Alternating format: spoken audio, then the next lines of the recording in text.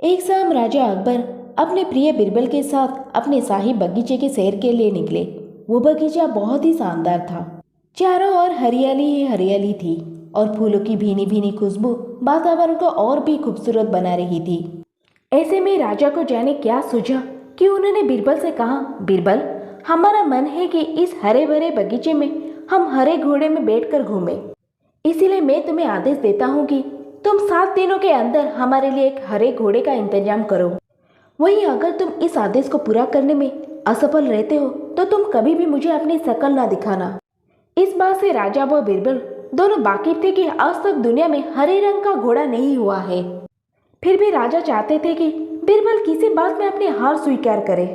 इसी कारण उन्होंने बिरबल को ऐसा आदेश दिया। मगर बिरबल भी बहुत चालाक थे।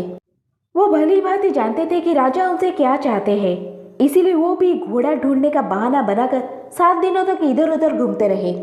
8वें दिन बिरबल दरबार में राजा के सामने पहुंचे और बोले, महाराज, आपकी आज्ञा के अनुसार मैंने आपके लिए हरे घोड़े का इंतजाम कर लिया है, मगर उसके मालिक की 2 शर्तें हैं। राजा ने उत्सुकता से दोनों शर्तों के बारे में पूछा।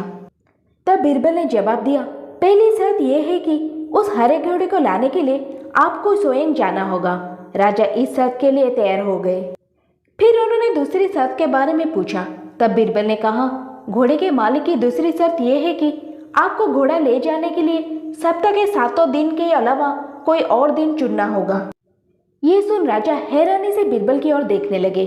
तब बिरबल ने बड़ी सहजता से जवाब दिया, महाराज, घोड़े का मालिक कहता है कि हरे रंग के खास घोड़े को ले जाने के लिए उसकी ये खास शर्तें तो माननी ही होगी।